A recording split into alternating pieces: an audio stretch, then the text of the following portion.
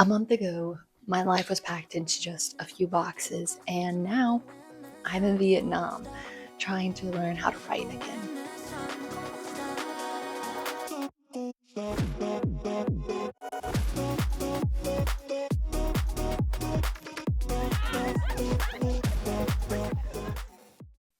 Hi, my name is KJ. I'm a speculative fiction writer, and I recently moved to Da Nang, Vietnam, so I can finish my fantasy piece and prep for some queries this summer. I'm currently working on a piece that is something between Arcane and Percy Jackson and V.E. Schwab, with a little dash of the Crimson Moth mixed in.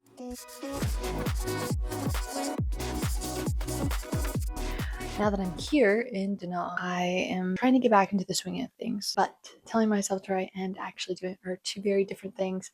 And even though every day I try to pick up where I was, I'm not in the same rhythm that I was 6 months ago when I was finishing up my manuscript.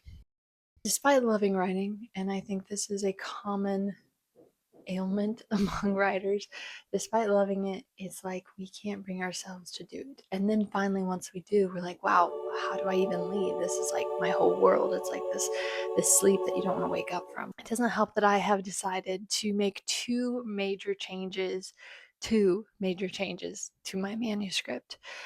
I have been thinking about this for a while. When I was last doing some revisions and writing, so draft 3 or 4, I was contemplating a couple big changes to the plot, and I just kept telling myself, no, I'm not going to do that. I'm going to wait until I actually have it completed, and then I'll go back and fix it. Well, now it's time to go back and fix it.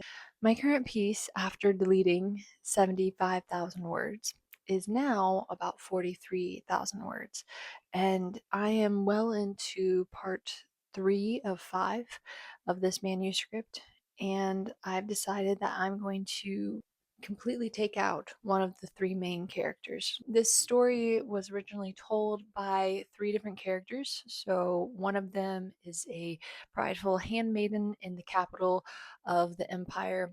She works for the empress. She is really motivated by status and position, and that is all she wants. But she's still quite an outsider, as she's not Daskiran. She's not from the empire. She just managed to get in there.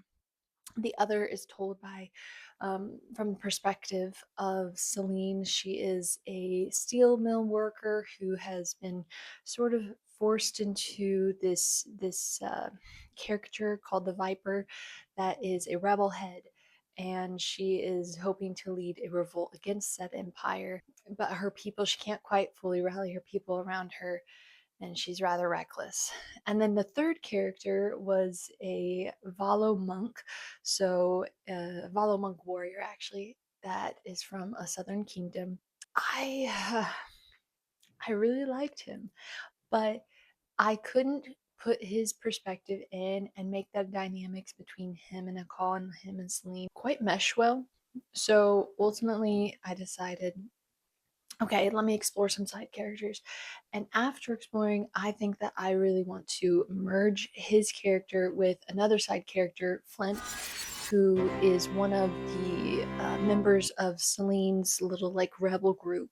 Their personalities and sort of their character arcs both are driven by this guilt of their privilege and trying to make amends for something that they did, but more so that their parents did, their heritage. Merging these 2 characters would make it easier to be able to tell this story, and now that I would limit it, that will bring together a much better story. And I think that a lot of writers probably are going to deal with this, where they love, it's, what is it, kill your darlings, where they love certain characters or certain things about characters, but it just doesn't make sense for the story. It doesn't make it feel like it's truly at its best or reaching its potential. And then the second major plot revision that I'm working on is, drumroll please, the magic system. Yes. Oh. Basically, every single element of the story is massively connected to the magic system. And here I am just gonna rip that out. So why am I doing this late into the revision process? While plotting and brainstorming, The magic system has been an obstacle at every turn. And even though it's so integral to the economic systems and the political systems and the characters and the plot and even the themes of the actual story, I've tinkered with it here and there, but I left it thinking, okay, once I get through the narrative and I understand a little bit more of the story myself, I can come back and fix it. Or it will just magically resolve itself and all will be well. That was my real hope. That didn't happen. I have been frustrated from the beginning because the themes and the conflict, they all hinge on this. And I wanted my magic system to be some sort of inheritance. So, epigenetic trauma, if it were a magic system. Often there are these consequences passed on to children, or these pressures, or these curses that we pass on to our kids because we want them to be a certain way, or because we didn't fix something about ourselves. And so we put it onto our kids. And I wanted that to be translated into the story and also into the magic system. Blood power is passed on to children, and depending on the pedigree, you receive a certain power, and then based on how you practice and also what types of power and the percentages of it, you can either use it really well or you can't. And it's like there's 7 different types. That was really hard to make like tangible or even comprehensible. And in my first round of beta readers, they had a lot of questions about it. They enjoyed the idea because I think a lot of us are really intrigued by mythology, and so this idea of demigods, but in a Victorian steampunk era, that's pretty cool. However, how does that work? What are the logistics? How would it make sense in that society? In a world full of technology, how do you have ancient blood magic reconcile with that? What were the social stratifications that were caused by its presence? Because that's a big question about our plot. If the magic system is here and then the society is here and they don't affect one another, I would not believe that. So how am I changing it? Well, I love the blood origins and the use of blood. What is life? And it's often used in religions across the globe as well as different rituals. It has really, really rich symbolism as life and power. It also offers this like tangible means. In our world, we have 8 different blood types. So these have been evolved from our predecessors. They have evolved because we need to make adjustments to live and survive. In my fantasy world, there can be these 8 types, even though I had 7 types. There can be 8 instead of being thought of as a byproduct of evolution. It would be a byproduct of, oh, hey, there were these ancient gods. Taking notes from Arcane, which is a huge inspiration for this story, and Crimson Moth, which is this gas lamp duology I discovered a couple years ago, and Blood over Brighthaven, I would like to add in rune magic. So it makes sense to have these powers, but how do we control them? How do we give them direction? And how do we use them in a world that has some sort of technology?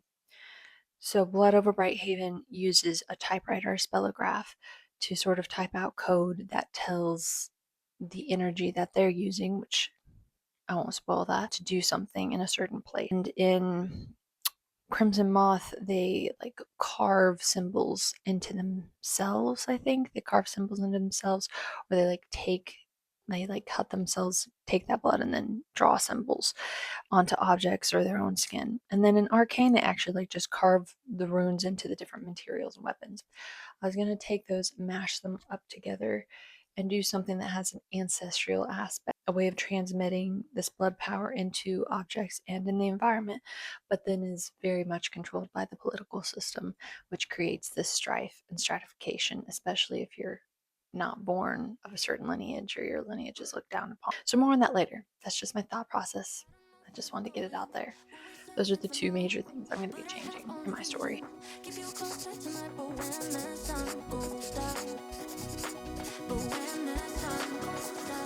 Outside of writing and trying to find routine, I've been adjusting to life here in Vietnam. It's not been the easiest adjustment, and that isn't because that is partially because of things going on, but that really isn't because of anything outside of myself and my desire for a very ambitious and diverse cuisine, meaning that the first week went swimmingly, and then the second week I ended up with a infection from hell. I ended up going to the ER after about 4 days of being extremely dehydrated and ended up finding out that I had salmonella. And that is why I was a rotting corpse in my bed for half of a week. But now, as you can see, I'm doing much better. I was put on a strict diet of bread, saline, and antibiotics for a week, and I am glowing now. Not really. I'm not 100% yet, but I am super excited to get back to exploring Da Nang, Vietnam, and enjoying the coastline and the mountains and the people and the culture and the cuisine again. During the first week of arriving here, I felt a little bit uncertain and definitely a lot out of place. But the people here are so kind and generous and genuinely go out of their way to be considerate that it was a big change from the United States. I haven't experienced that in most places aside from some countries in Latin America. The collectivism and the community is very, very strong here. We end up exploring the new city and hiked up to the Lady Buddha, where we spent a serene morning just surveying the different aspects of the Buddhist religion and the monuments that they had made for it. We also treated ourselves to some delicious little treats at the night market by the Dragon Bridge, and we end up celebrating our move with a lot of sleep that first week and coffee runs. And I am turning into a bit of a nerd about coffee. I have always enjoyed coffee, but there are so many different lattes and different drinks here, like egg coffee, coconut coffee, salt coffee, yogurt coffee, Saigon coffee, that it's kind of like a whole miniature cuisine in and of itself. I, prior to being sick, was super invested in trying all the dishes here. The cuisine is amazing. I got to try congee, which is the Chinese traditional porridge. It's a rice porridge and it's super delicious. It's a savory breakfast dish, and I've also enjoyed all kinds of Vietnamese specific dishes. A lot of Vietnam, because it's split up into districts and regions, has very local dishes to the place that you're staying at. So Da Nang, we have the Mayan region. I could be totally saying that wrong. I don't know if it's the region or the district. We have the Mayan section, and then we also have the Son Tra section. And so within those different sections, there's different local dishes, and you get to try like a whole slew of flavors here. So yes, even though I got sick, don't take that as the norm if you decide to come visit Vietnam. The cafe culture here is immaculate and perfect for writing. There are tons of cafes. Basically, every 2 feet you walk, there is a new coffee shop that you get to try out. So I've been spending a lot of time there writing and working on my computer, and hopefully I'll meet other writers this way. There's a lot of opportunity moving from a pretty small city in the Midwest United States to, I don't know, decent sized, medium sized city in Vietnam or in Southeast Asia is definitely exciting. And I'm actually watching people parasail right now. So, yeah, I'm sure that I'll be meeting more people. And that's kind of the point of starting the channel, is to talk about my writing and my journey and my travels and share that so that I can meet other people doing the same thing. So, thanks for watching this, and maybe subscribe because I'll be making more videos about writing and about travel and my very disorganized, very ADHD type thoughts.